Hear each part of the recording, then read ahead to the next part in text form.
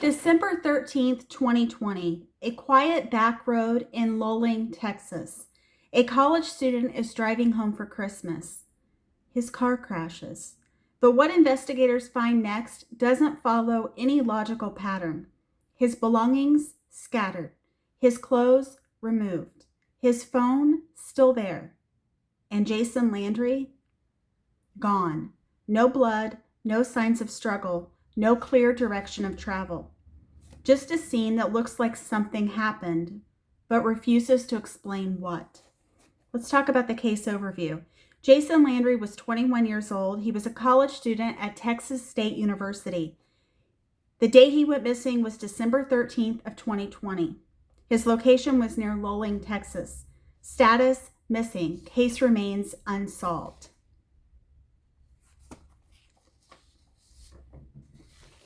So let's talk about the foundation. Let's talk about the timeline specifically. Jason leaves San Marcos, Texas, driving home to Missouri City for the holidays. It's a late night drive, so the route deviation occurs. He ends up on Salt Flat Road, a remote and poorly lit area. Then, at approximately 12:30 a.m., Jason crashes his car. But this is where things stop making sense. When authorities arrive, they don't find a typical crash site. They find fragments. His car crashed into a tree. Airbags deployed. Front end damage, but survivable.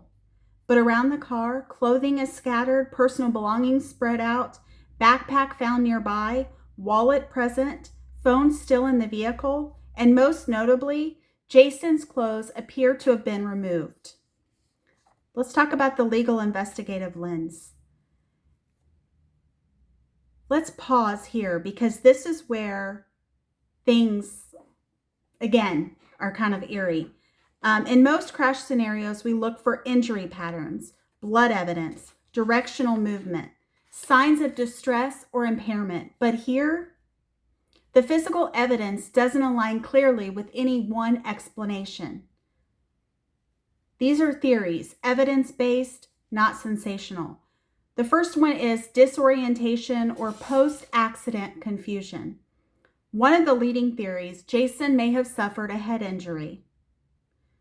Possible outcomes: confusion, paradoxical undressing, rare but documented in extreme conditions, wandering behavior. But here's the issue. Texas in December is not extreme hypothermia territory, and no clear trail, no body found despite extensive searches.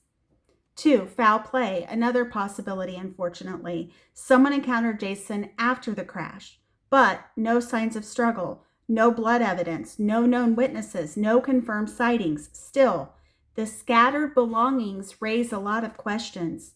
Were they dropped or were they placed? The next theory is voluntary movement, which is probably the least likely.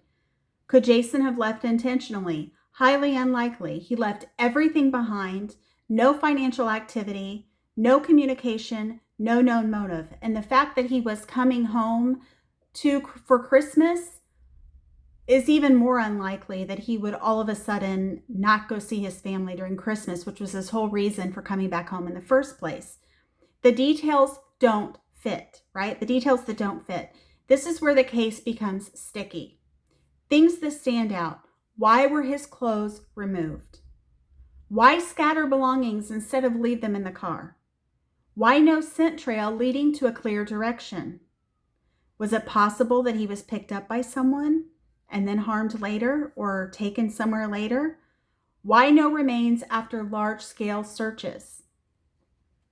It's not just that he disappeared, it's how the scene presents itself. Search efforts. Authorities and volunteers conducted ground searches, aerial searches, cadaver dog deployments, and yet no definitive trace of Jason has ever been found. The case status: the case remains open, and investigators continue to review digital evidence, crash reconstruction, environmental factors. But as of today, there is no confirmed explanation for what happened after that crash. Let's talk about pattern recognition. This case fits a broader category that we've seen before. Event plus disruption plus disappearance. A triggering event such as a crash, followed by unusual behavior, ending in a complete absence of trace. Similar structural patterns appear in cases like Maura Murray, Brandon Lawson, but here's the difference. Jason's case leaves behind more physical evidence and less explanation. The key question, what happened in the minutes after the crash? Because that window, that narrow slice of time, is where the truth lies. Some cases go cold because time passes. Others go cold because the beginning doesn't make any sense. Jason Landry's case isn't just unsolved. It's unresolved at the most basic level. A crash, a scattering of clues, and a disappearance that defies a clean narrative. What do you think happened after the crash? Disorientation, foul play, or something we're missing entirely? Thank you for tuning in to Grace and Gavel, where truth meets compassion, and I hope that you'll come back and see us again soon. If you enjoy this, feel free to like and subscribe. We'd greatly appreciate it, and I hope you have a great rest of your day. Thank you. Hope to see you again soon. Bye-bye.